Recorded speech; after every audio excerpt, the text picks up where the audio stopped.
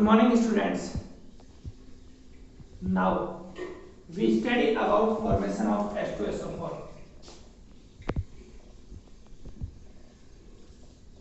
Formation of H2SO4, sulfuric acid. देखो बच्चों, sulfuric acid is king of acids. Sulphuric अम्ल, गंधक का अम्ल, ये अम्लों का राजा है. इसके बाद में फॉर्मेशन, इसका जो फॉर्मेशन है वो होता है contract method, by contract method.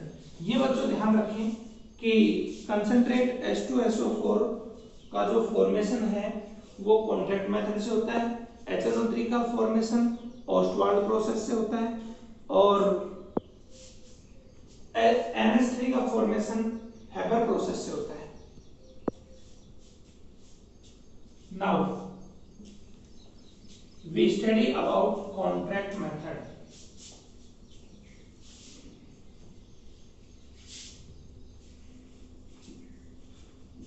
Contract method 5 chamber लेंगे इसमें, इक्वल साइज के 5 चैम्बर.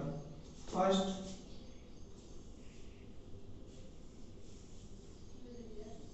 सेकेंड,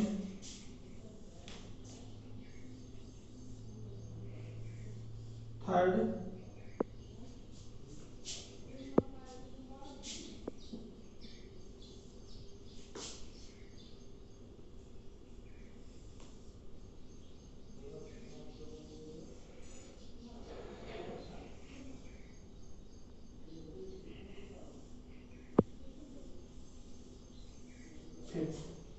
देखो फर्स्ट जो है इसको बोलते हैं सल्फर बर्नर कक्ष. एक ही मैकेनिज्म मैं यहां से क्लियर कर दूंगा आपको.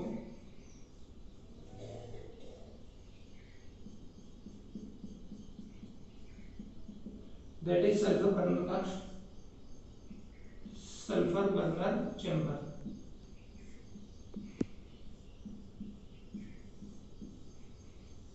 Sulphur burner chamber. सल्फर को इसमें हीट करेंगे,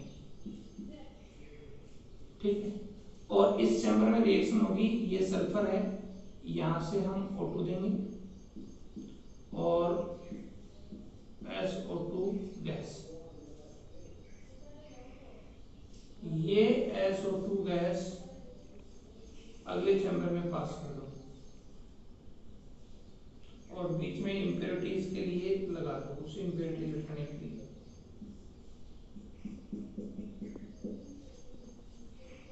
ये गैस इस चैम्बर में चलेगी. इसको बोलते हैं कूलेंट चैम्बर.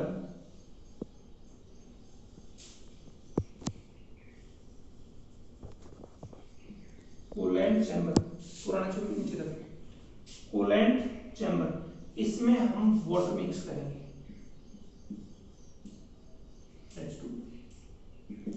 ये जो गैस है इसका हाई टेम्परेचर है, इसके टेम्परेचर को कम करेंगे कूलेंट चैम्बर से, ठंडी करेंगे इसको. SO2 जो गैस है, इस SO2 गैस को यहाँ ठंडी करेंगे. आफ्टर दैट ये SO2 गैस थर्ड चैम्बर में चली जाएगी.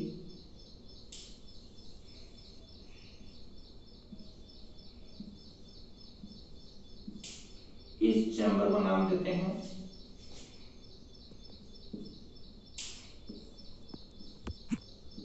कंसंट्रेट H2SO4 डिहाइड्रेट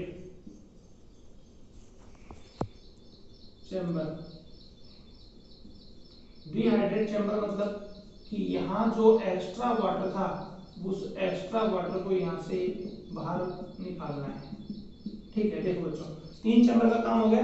पहले सल्फर बर्नर चैम्बर, इसमें क्या होगा कि सल्फर को हम ऑक्सीजन की प्रेजेंस में हीट करेंगे, यहाँ से इम्प्योरिटीज रिमूव कर देंगे और H प्लस O2 रिएक्ट करके SO2 फॉर्म करेंगे। टेम्परेचर हाई है, इसको लो टेम्परेचर में कन्वर्ट करेंगे। ठीक, टेम्परेचर कम करने के लिए हम वाटर मॉलिक्यूल इसको ठंडा करेंगे। ठीक है, ठंडा करने के बाद में क्या होगा कि यहाँ से जो SO2 हाई टेम्परेचर था वो उसका लो टेम्परेचर हो गया। ये मैं आगे बताऊंगा आपको कि ऐसा हमने क्यों किया। आफ्टर दैट यहां से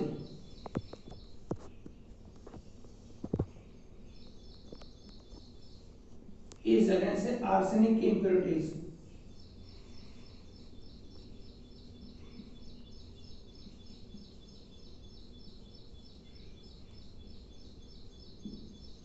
रिमूव होंगी।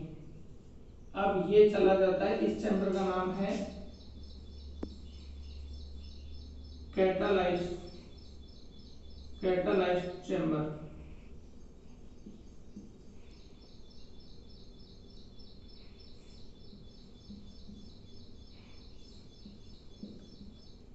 और इस चैम्बर में ये है V2O5। इस V2O5 की प्रेजेंस में यहां से आएगी O2, SO2 O2 से रिएक्ट करती है V2O5 की प्रेजेंस में और SO3 गैस बना लेती है। ये SO3 गैस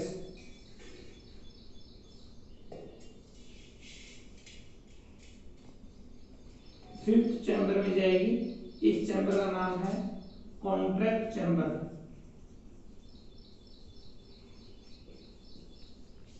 क्या नाम है बच्चों इसका? Contract chamber. Contract chamber. इस चैम्बर में क्या होगा,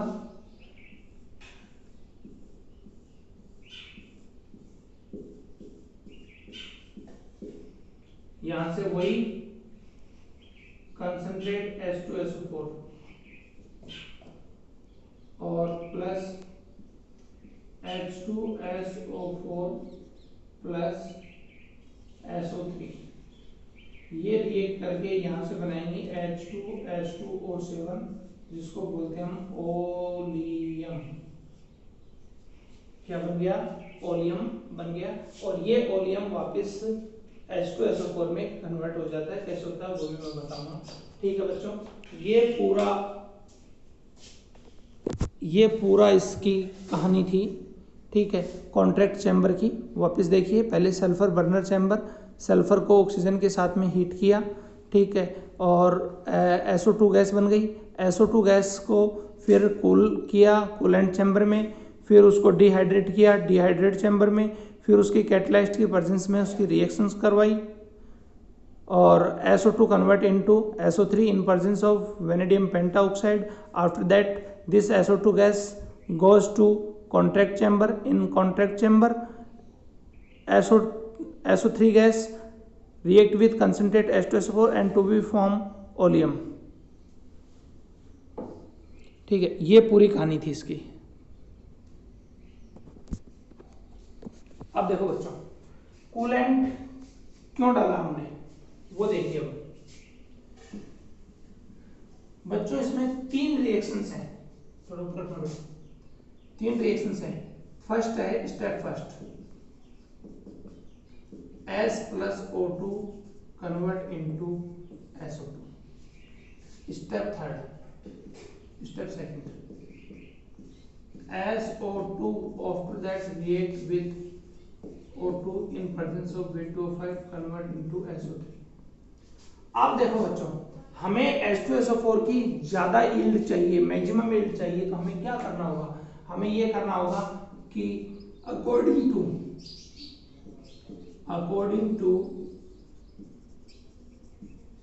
ली Chatelier principle, according to Le Chatelier principle कि बच्चों यहां पे वॉल्यूम कम करना होगा। क्यों? क्योंकि यहां पर इधर रिएक्टेंट 2 है और इधर रिएक्टेंट 1 है। अगर वॉल्यूम, ये रिवर्सिबल रिएक्शन है, अगर वॉल्यूम ज्यादा रहेगा इधर तो ये वापस इसमें कन्वर्ट हो जाएगा। ठीक है, तो समय समय पे हमें SO2 को वॉल्यूम को डिक्रीज करना पड़ेगा, निकालना पड़ेगा वहां से। दूसरी चीज, ये हाईली एक्सोथर्मिक रिएक्शन है।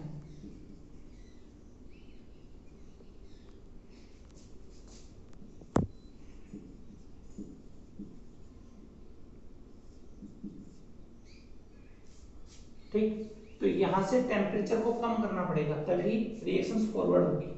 फॉरवर्ड रिएक्शन एक्सोथर्मिक रिएक्शन है, तो टेम्परेचर क्या करोगे, टेम्परेचर कम करोगे तो rate of reaction, forward reactions का रेट ऑफ रिएक्शन ज्यादा होगा। ठीक है, इसलिए हमने इसको कूल किया है। ये समझ में आया आपको?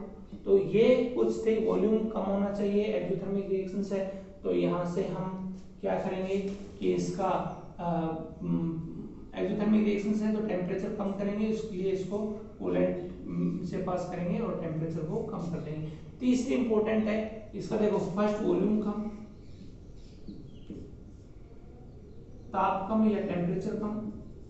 थर्ड है V2O5 की प्रेजेंस, ये कैटलिस्ट है, ये रेट ऑफ रिएक्शंस को बढ़ा देता है। इसलिए हमें 3 पॉइंट है जिससे कि हमें ज्यादा मात्रा में कंसंट्रेट H2SO4 मिले। 2 स्टेप हो गए इसके। थर्ड स्टेप है इसका, थर्ड स्टेप है SO2 react with H2SO4 and to be formed H2S2O7, this is known as oleum। 2 hydrogen तो यहां से, ठीक, sulphur H2, 2 sulphur, 2 sulphur, oxygen SO3, oxygen 7, SO3 H2SO4 convert into H2S2O7, this is known as oleum, और this oleum H2S2O7 fourth step में react with H2O and to be form 2 mole of H2SO4। ये concentrate H2SO4 के 2 मोल को बनाता है। Clear हो गया? ये थी इसकी formation. Chemical property, chemical property या इसकी प्रॉपर्टी, ये बच्चों इसके बॉइलिंग पॉइंट 611 केल्विन होता है, हाई टेम्परेचर पर ये बॉइल्ड होता है, इसलिए हम ये कहते हैं कि ये नॉन वोलेटाइल है।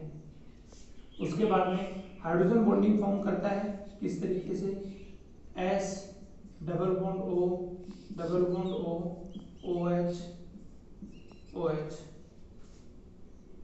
या डाइमर बना लो इसका, S double bond O double bond O OH OH, S double bond O double bond O OH OH।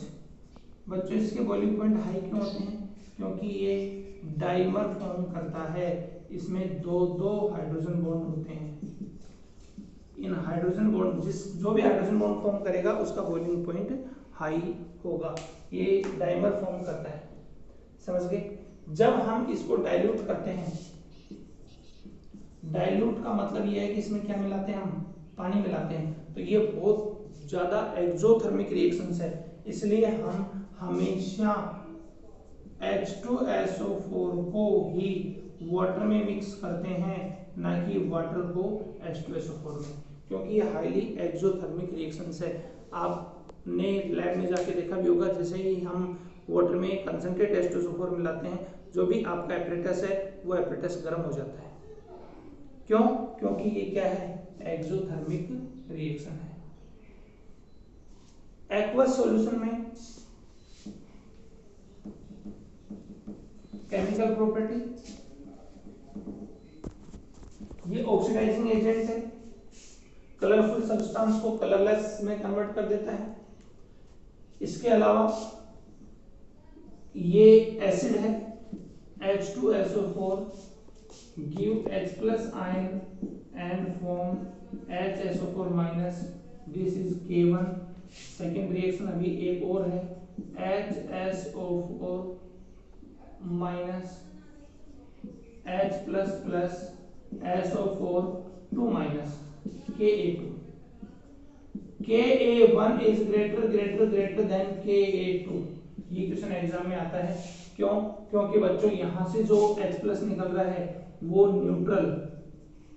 Neutral species से निकल रहा है, और यहाँ से H+ आयन वो आयोनिक ठीक या नेगेटिव आयन वाली स्पीशीज से निकल रहा है, तो ये इजीली रिमूव कर देगा H+। ये H+ को आसानी से रिमूव नहीं करेगा, इसलिए क्या होगा कि Ka1 is greater than Ka2, और ये इसके हाईली एसिड को रिप्रेजेंट करता है।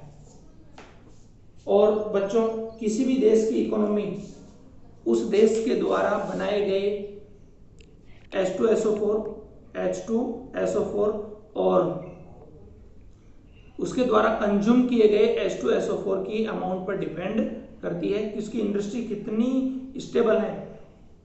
समझ गए कि कितनी स्टेबल है, वो चीज डिपेंड करती है कि उसके द्वारा कितना कंसंट्रेट H2SO4 बनाया जाता है और कितना उसके द्वारा यूज किया जाता है। ये पूरी कहानी थी H2SO4 की। कंसंट्रेट H2SO4 डिहाइड्रेट एजेंट है, डिहाइड्रेट एजेंट है, ठीक है। C12H22O11 सुक्रोज, और ये कंसंट्रेट H2SO4 की प्रेजेंस में किसमें चेंज हो जाती है,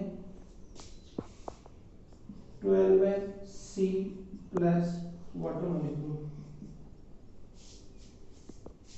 यानी किसी भी सब्सटेंस से वाटर को रिमूव करना है तो कंसंट्रेट H2SO4 का यूज करना होगा।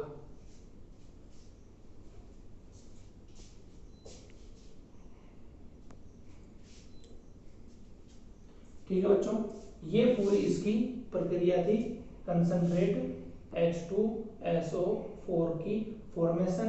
और केमिकल रिएक्शंस में कोई खास इंपॉर्टेंट केमिकल रिएक्शन नहीं है, बस ये ध्यान रखना Ka1 is greater than Ka2। ठीक, क्यों? क्योंकि पहला H+ उदासीन स्पीशीज से निकलता है, इजीली निकल जाता है। दूसरा H+ ऋणायनिक HSO4- से निकलता है, तो ये माइनस स्पीशीज और H+ दोनों एक दूसरे को अट्रैक्ट करते हैं, तो इजीली ये H+ आयन को दान नहीं करते जलीय विलयन में।